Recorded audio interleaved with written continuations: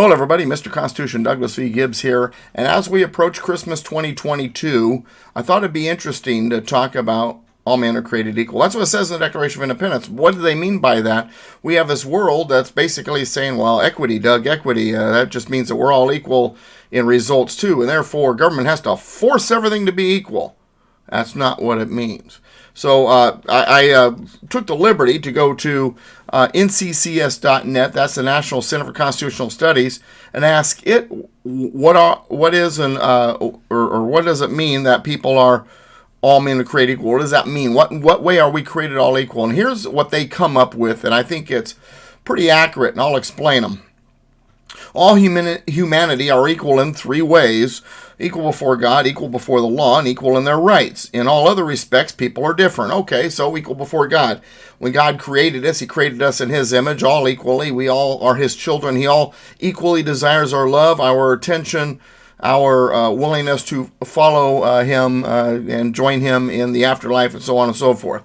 So from that standpoint, all men are created equal in the eyes of God. God desires all of us to be equal with Him someday, and He equally loves us. He equally desires us to have a relationship with Him. However, because He believes that true love is the ability to say no, there is that option.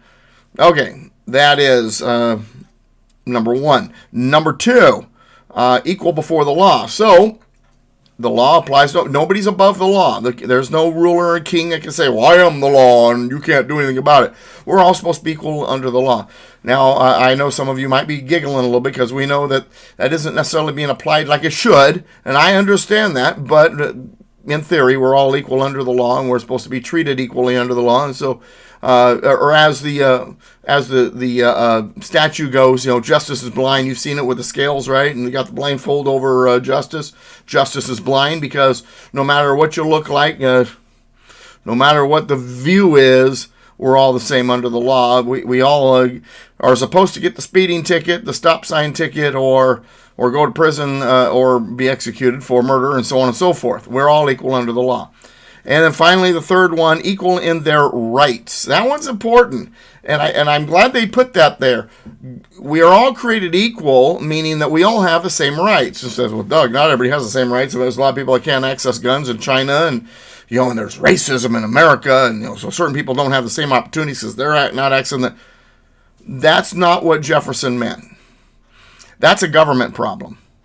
We are all created equal. All men are created equal. And what that means is God says, all right, I've got these rights, these natural rights I'm going to give to you. And Johnny, you get all the rights. Susie, you get all the rights. Milo, you get all the rights.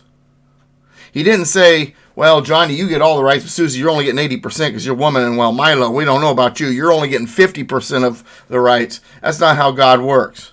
We all have the same natural rights. They are all of ours. Even those who were enslaved at the time when they wrote this, they believed had all rights. The problem wasn't being created equal. The problem was government and the system, and it needed to be changed, and the founders understood that.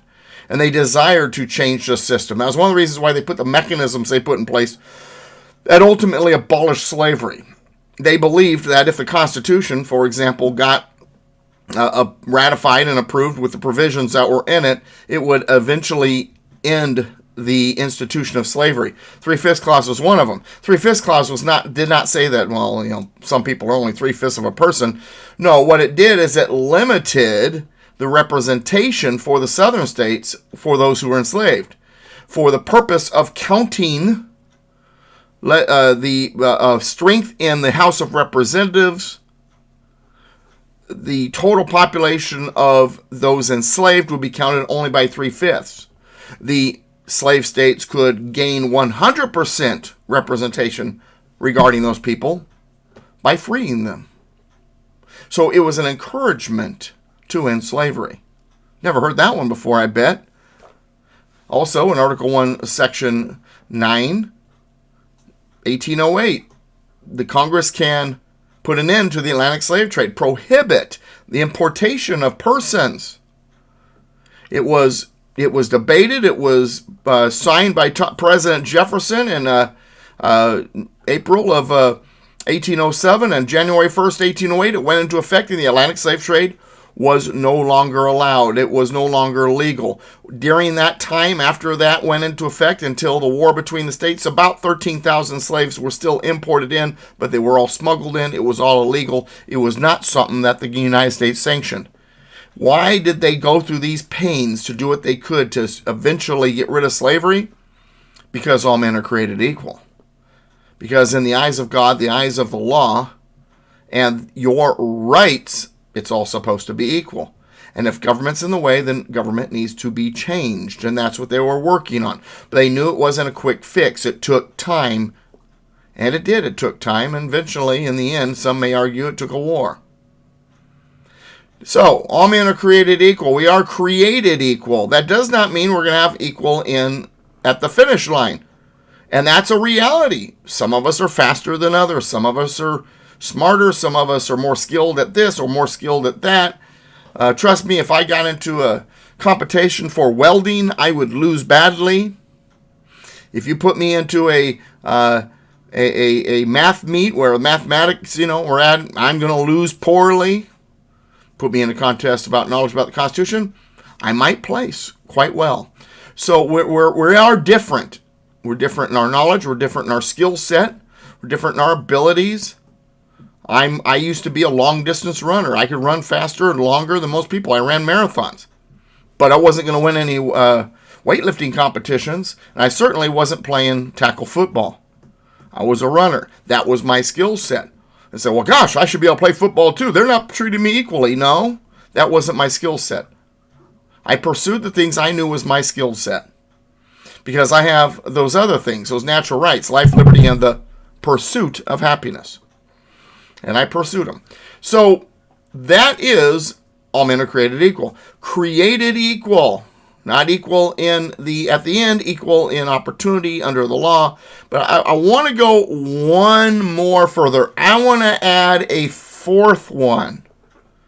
We're equal in the sense of position in society. In other words, there is, well, not supposed to be anyway, there is no noble class, there are no nobles, there is no monarchy, there are no privileged class, or at least there's not supposed to be. I know that there's certain people out there arguing, well, there's this group, they're privileged, they have white privilege, or have this privilege, or what. There is no law on the books that gives anybody privilege. I love it when they say, well, they got institutionalized and systemic racism. All right, show me a law that shows that. There are no laws. It's all a ruse. And the average person doesn't agree with racism. There is no institutionalized or systemic racism. It's not on the books. The reason why some people have it harder than others is because they started at a different place, and that is something they can change in their lives. And maybe start at a higher place so their kids have a better opportunity. But it's an individual-centric society. It's up to us as individuals because we're created equal. God gave us the same rights. We just have to be willing to exercise them equally. If we don't exercise them, then there will be an unequal outcome. That's just the reality. But it's up to us to compete, to make it, to do what we can. All right, so that is being created equal. Once again, an iconic part of the Declaration of Independence that was put into action by the Constitution, and we should defend to this day. We are all created equal in the eyes of God, justice, our rights, and position. We're supposed to be equal. What we do with it is not equal. There's an old saying, those who are free are not equal, and those who are equal are not free. Equity creates tyranny, creates bondage. You don't want equity, because what that means is government's going to force you into a little box like everybody else. Be you, be free, be prosperous, be constitutional. We stand combined, we kick butt. God bless America, and God bless America. We'll see you next time.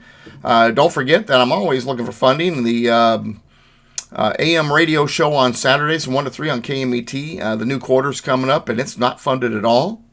the radio program on KPRZ down in San Diego, the Saturday night show. That's on all those platforms. That one is funded, but its funding is only out until so far. And then Pocket Constitutions, that's funded. The Education Center and Resource Center that I want to create, no funding whatsoever yet on that. Kamala Harris case, partly funded. We have a few other things that we're trying to work on, not funded. You can help politicalpistachio.com, douglasvgibbs.com, or down below. If you go down in the in the description of this, I have links on where you can go if you want to give at PayPal, Venmo, or Zelle. And don't forget also, right there, subscribe. Subscribe to this page and hit the bell so that you get notified. Also, visit the site as often as you can. And you want to join the email list? Do so at politicalpistachio.com. On the, at least at this point, on the sidebar, there is a maroon button that says join the email list. And we're working on retrofitting the website. We haven't funded that either, but it is partially funded. So if you want to help, feel free. Merry Christmas 2022. And we'll keep bringing you videos as much as we can. And thanks for watching. We'll see you next time.